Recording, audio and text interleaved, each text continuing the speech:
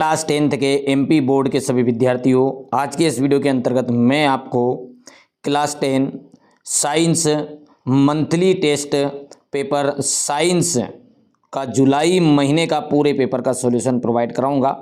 पूरा सॉल्यूशन ना केवल सॉल्यूशन समझाने की कोशिश करूंगा, साथ ही साथ इसकी पीडीएफ भी, देखो बच्चों यहाँ से देखिए कितनी बेहतरीन तरीके से मैं आपको इसकी पीडीएफ भी प्रोवाइड कराने वाला हूँ बच्चों। ठीक है, तो आप धैर्य और शांति से चीज़ों को समझने की कोशिश करना। मैं आराम से समझाऊंगा बच्चों। मैंने मैथ्स का, साइंस का, सोशल साइंस, ये साइंस का तो चल ही रहा है, हिंदी, ठीक है, संस्कृत और इंग्लिश सबका डाल दिया है। नहीं देखा है तो ज़रूर जाकर देख लेना है, रिसेंट वीडियो में आपको सब कुछ मिल जाएंगे। ठीक है, तो चलिए शुरू करते हैं, साइंस का समझते हैं। देखिए, प्रकाश संश्लेषण के लिए आवश्यक नहीं है। देखिए ध्यान रखना है, प्रकाश संश्लेषण के लिए क्या आवश्यक नहीं है। कार्बन डाइऑक्साइड पौधे को चाहिए ही चाहिए, क्योंकि ये तो ग्रहण करता है, वो सांस के रूप में लेता है। सूर्य का प्रकाश कैसे बनाएगा जब उसका भोजन ही वो सूर्य का प्रकाश नहीं रहेगा। पानी की कमी से तो पौधा मर ही जाता है। ये तीनों चीज़ें तो चाहिए चाहिए। ऑक्सीजन नहीं चाहिए, क्योंकि ऑक्सीजन तो पौधा छोड़ता है, ऑक्सीजन की तो हमें ज़रूरत है। तो यहाँ पर राइट जो आंसर रहेगा आपका, ऑक्सीजन एकदम राइट रहेगा। पत्ती की सतह पर पाए जाने वाले छिद्र होते हैं, पत्ती की सतह पर पाए जाने वाले छिद्र होते हैं, तो वो कौन कौन से छिद्र होते हैं? स्टोमेटा, कुपिकाए, नेफ्रॉन की रोम छिद्र। तो पत्तियों की छिद्र पर जो पाए जाते हैं उन्हें रंध्र कहते हैं, रंध्र, रंध्र।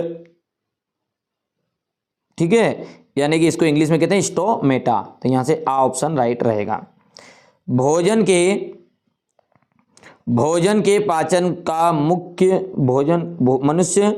मनुष्य में भोजन का पाचन मुख्य रूप से कहाँ पूर्ण होता है? तो क्षुद्रांत में होता है, और क्षुद्रांत को कहते हैं आपकी छोटी आंत। याद रहेगा बच्चों। चलिए अगला क्या है? मनुष्य के शरीर में नियंत्रण और समन्वय का प्रमुख अंग है। मनुष्य के शरीर में नियंत्रण और समन्वय का मुख्य अंग क्या है? मस्तिष्क है, मस्तिष्क हो गया। चलिए अगला क्या कह रहा है हमारा? रिक्त स्थान। ठीक है, रिक्त स्थान को देखते हैं क्या बोल रहा है रिक्त स्थान में, कि मनुष्य में रक्त का पंपन द्वारा किया जाता है। तो मनुष्य में रक्त का जो पंपन है, मतलब रक्त को एक स्थान से दूसरे स्थान तक भेजते हैं शरीर के विभिन्न भागों तक, तो वो किया जाता है हृदय के द्वारा, हृदय के द्वारा किया जाता है। पौधों में वृद्धि को नियंत्रित करने वाला प्रमुख पादप हार्मोन्स, ऑक्सिन, कौन सा है? ऑक्सिन। ठीक है, या एबिसिलिक अम्ल भी आप कह सकते हैं। ठीक है, पौधों में भोजन का जो परिवहन है, भोजन का परिवहन ध्यान रखना, बहुत मोस्ट इंपॉर्टेंट। ये पिछले साल आ चुका है, इस साल नहीं आएगा। इस साल क्या आएगा? जल का परिवहन। इसमें भोजन है, देखो जा से जाइलम होता है, जा से जाइलम, ध्यान रखना है। जाइलम जो होता है वो जल का परिवहन करता है, और फल का यानी कि भोजन का करता है फ्लोएम, फ्लोएम। तो यहाँ पर फ्लोएम आ जाएगा। और कोई पूछ ले कि जल का परिवहन कौन करता है, तो जाइलम करता है। ठीक है, याद रहेगा। चलिए ये बाकी जो सारे के सारे क्वेश्चन हैं, ये 6, 7, 7 तक, इनको बच्चों यहाँ से देखते हैं, अपन समझते हैं। ये तो हो गया अपना एक वाक्य में उत्तर। अब यहाँ से, मनुष्य में आयोडीन की कमी से होने वाला रोग कौन सा है? तो घेंगा रोग है, घेंगा। किस हार्मोन की कमी से मधुमेह रोग होता है? तो इंसुलिन हार्मोन से की कमी से मधुमेह रोग होगा। वायवीय और अवायवीय शोषण में अंतर इस साल 100% आने वाला है। वायवीय और अवायवीय शोषण में अंतर, देखो वायवीय में क्या होगा? इसमें ऑक्सीजन की उपस्थिति में होता है, यहाँ ऑक्सीजन की अनुपस्थिति में होता है। इसमें अधिक ऊर्जा यानी 38 एटीपी के रूप में प्राप्त होती है, इसमें कम ऊर्जा 2 एटीपी के रूप में। इसमें ऊर्जा जो होती है कम मात्रा में ऊर्जा प्राप्त होती है, इसमें अधिक मात्रा में, तो इसमें अधिक मात्रा में ऊर्जा प्राप्त होती है, इसमें कम मात्रा में ऊर्जा प्राप्त होती है। ठीक है, ये हो गया भैया। चलिए अब आपका एटीपी का पूरा नाम लिखना है। एटीपी का, इसे मुद्रा ऊर्जा क्यों कहते हैं? तो एटीपी का नाम क्या है पूरा? Adenosine triphosphate.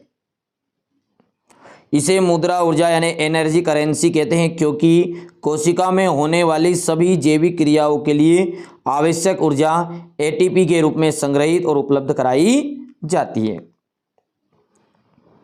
एक विद्यार्थी ने गलती से गर्म वस्तु को छू लिया और उसे तुरंत अपना हाथ पीछे की ओर खींच लिया। यहाँ किस प्रकार की प्रतिक्रिया है? तो ये है आपकी प्रतिवर्ती क्रिया। जब हम किसी भी वस्तु को अचानक देखें, अरे भगवान रे, जब ऐसे करे कि नहीं करे मन, तो इस तरीके से जो प्रतिक्रिया होती है उसको कहते हैं, सॉरी, इस प्रकार की जो क्रिया होती है, रिएक्शन होता है, उसे कहते हैं अपन रिलैप्स एक्शन, यानी कि प्रतिवर्ती क्रिया। ठीक है, जैसे गर्म पानी में अपना हाथ चला जाता है तो अपन तुरंत हटाते ना, हटा दे मरी थोड़े बाप रे। ठीक है, इसी रस्सी पकड़ के बाद सांप देख कर डर जाते, ओह भगवान बच गो, ऐसे जब वो तो प्रतिवर्ती क्रिया है। इस क्रिया में तंत्र की क्या भूमिका होती है? तो त्वचा के संवेदी तंत्रिका कोशिकाएं संदेश को मेरुरज्जु तक पहुंचाते हैं। मेरुरज्जु तुरंत प्रेरक तंत्रिकाओं द्वारा मांसपेशियों को संदेश भेजती है, जिससे हाथ तुरंत पीछे हट जाता है। ये कर लेना है। प्रकाशानुवर्तन क्या है? तो देखो, प्रकाशानुवर्तन में क्या जाएगा?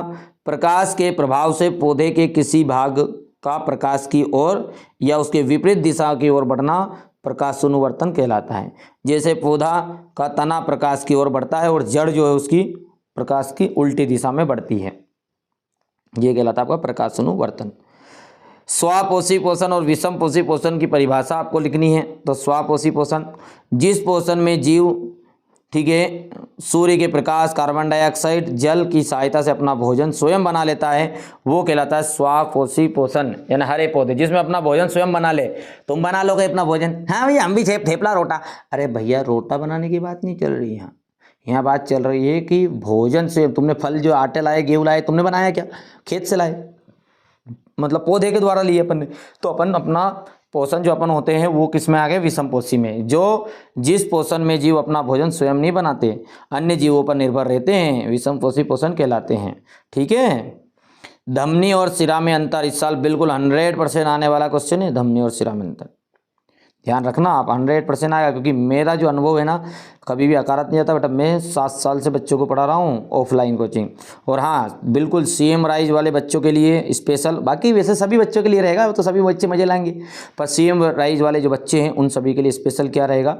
स्पेशल ये है बच्चों की, आपको देखो ग्रामीण क्षेत्र के जो बच्चे 9 बजे से उनको बस ले जाती है और लगभग 6 बजे तक घर पर छोड़ती है, तो वो पढ़ नहीं पाते सही तरीके से। इसलिए मैं क्लास 5 जुलाई से बिल्कुल कंटिन्यू आपकी क्लास करूंगा और सीधा अपन 3 से 4 महीने में पूरा कोर्स कंप्लीट कर लेंगे। ज़्यादा कोई घबराने की ज़रूरत नहीं। ठीक है, आप स्कूल में पढ़ाई करना, मैं एकदम फ्री दूंगा, बिल्कुल आप तो चीज़ों को समझने की कोशिश करना केवल। ठीक है। धमनी, रक्त हृदय से शरीर की ओर ले जाती है, रक्त को हृदय से शरीर की ओर ले जाती है। शिरा रक्त को शरीर से हृदय की ओर लाती है। मतलब धमनी क्या करती है? धकेलने का काम करती है। तो धमनी क्या करेगी? रक्त को हृदय से शरीर की ओर धकेलेगी। शिरा शरीर से हृदय की तरफ लाके पटकेगी। धा से धमनी, धा से धकेलना, लो धको, जा भाग यहाँ से। तो कहाँ जाएगी? शरीर के विभिन्न अंगों की ओर। ठीक है।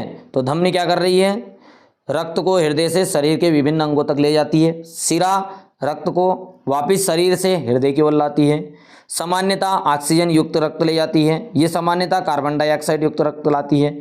इसकी दीवार मोटी और लचीली होती है, इसकी दीवार पतली होती है। इसमें वाल्व पाए जाते हैं, इसमें वाल्व नहीं पाए जाते। बिल्कुल सिंपल है यार।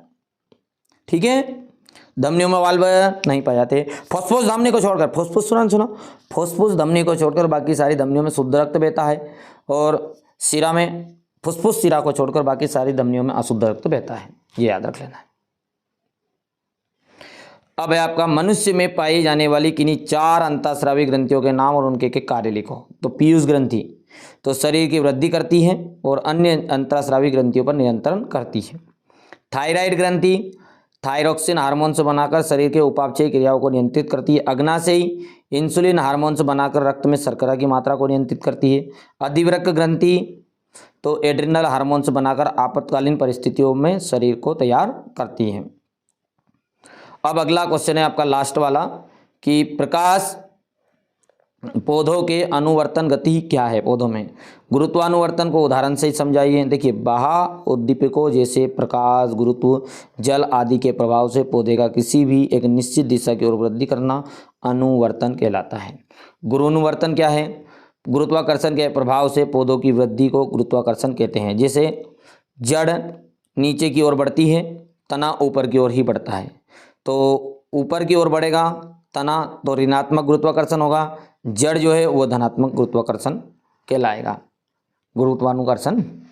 ठीक है, कर लोगे बच्चों। तो ये मैंने मेरे प्यारे बच्चों के लिए पूरी चीज़ें प्रोवाइड करा दी। आपको अपना ऐप तैयार रखना है एनसीईआरटी कोचिंग को, क्योंकि पीडीएफ पूरी वहीं पर मिलने वाली 5 जुलाई से सीएम राइज वाले बच्चों के लिए बिल्कुल फ्री, एकदम फ्री सारी क्लासेस प्रॉपर तरीके से आने वाली है।